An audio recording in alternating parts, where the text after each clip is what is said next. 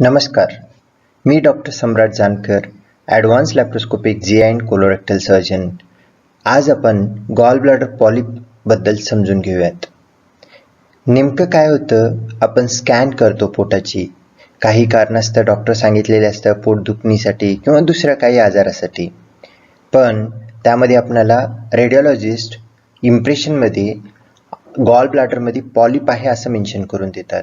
मग ते पॉलिप असल्यानंतर किती आहेत, साईज किती आहे आणि का बरं आलं, त्याचं कारण काय आहे, त्याचे प्रेझेंटिंग सिम्पटम काय आहेत आणि त्याचबरोबर असेल तर सर्जरी करायचं का नाही आणि सर्जरी नाही करायचं असेल फॉलोअप कसं करायचं, ह्या सर्व गोष्टींची उत्तरं ह्या व्हिडिओमध्ये आपण पाहूयात.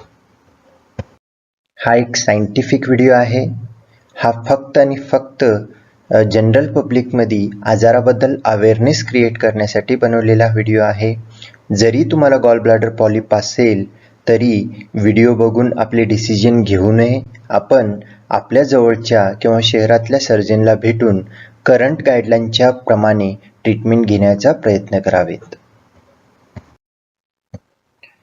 गॉल ब्लॅडर पॉलिप म्हणजे नेमकं काय?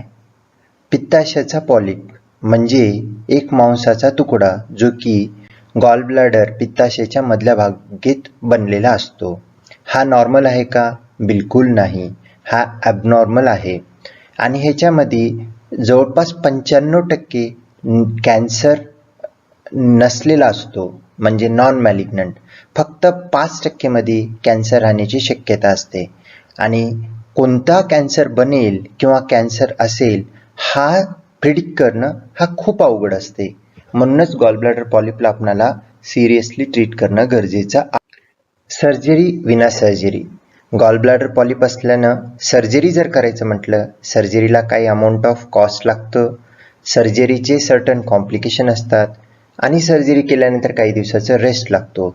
आणि सर्जरी नाही करायचं म्हटलं तर कॅन्सरचा रिस्क असतो आणि गॉल ब्लॅडर पॉलिपची कॉम्प्लिकेशन देखील असतात.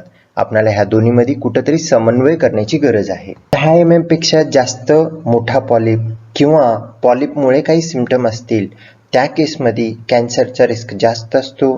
स्ट्रेट अवे सर्जरी करणं सगळ्यात चांगला ऑप्शन असतो. पॉलिप 6 ते 9 mm ह्या रेंजमध्ये बरंच कन्फ्युजन आहे. अशा पॉलिपमध्ये जर का रिस्क फॅक्टर असतील जसं की वय 50 पेक्षा जास्त, इंडियन इथिनिसिटी, असोसिएटेड प्रायमरी स्क्लेरोजिंग कोलेंजायटिस किंवा ससाईल पॉलिप, स्टॉक नसलेला पॉलिप, अशा पॉलिपमध्ये सर्जरी करणं योग्य पडतं कारण ह्यांच्यामध्ये रिस्क ऑफ कॅन्सर जास्त असतो. पॉलिप साईज 6 ते 9 mm रिस्क फॅक्टर नसलेला, 6 mm पेक्षा कमी रिस्क फॅक्टर असलेल्या अशा पॉलिपमध्ये सर्जरी न केलेलं बरं. ह्यांच्यामध्ये कॅन्सरचा रिस्क कमी असतो. पहिले 6 महिन्यानंतर प्रत्येक वर्षी 5 वर्षापर्यंत आपल्याला फॉलोअप अल्ट्रासाऊंड करणं गरजेचं आहे.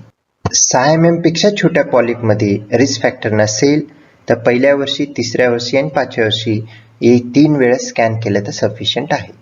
स्कॅनच्या दरम्यान जर का स्कॅनमध्ये पॉलिपचा साईज 1 सेंटीमीटर किंवा 2 स्कॅनमध्ये वाढलेला साईज 2 mm पेक्षा जास्त असं असेल तर कॅन्सरचा रिस्क जास्त असतो. तशा पेशंटमध्ये सर्जरी ॲडवायसेबल असतो. पॉलिप का जास्त पॉलिप, अशा कंडिशनमध्ये एक सिंगल पॉलिप हा कॅन्सरचा रिस्क जास्त असतो. आणि जर gall bladder polyp gall bladder stone सोबत असेल तरी कॅन्सरचा रिस्क जास्त असतो. अशा कंडिशनमध्ये सर्जरी हा करणं योग्य राहतं. एकंदरीत गॉल ब्लॅडर पॉलिपबद्दल बोलायचं म्हणजे गॉल ब्लॅडर पॉलिपची सर्जरी लॅप्रोस्कोपिक कोलेसिस्टेक्टॉमी गेल्या 2 दशकामध्ये भरपूर सेफ मार्जिन वाढलेलं आहे.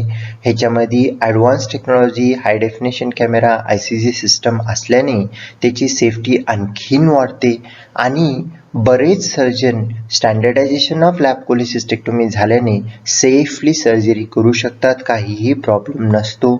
जर आपणाला गॉल ब्लॅडर पॉलिपमध्ये कॅन्सरची डाऊट असेल तर कधीही सर्जरी केले सर्वोत्तम उपाय ठरू शकतं. व्हिडिओ बघितल्याबद्दल धन्यवाद. हा व्हिडिओ तुम्हाला आवडला असेल तर लाईक करा, शेअर करा आणि आमचं चॅनल सबस्क्राईब करा जेणेकरून असेच एज्युकेशनल व्हिडिओ तुम्हाला बघता येतील. धन्यवाद.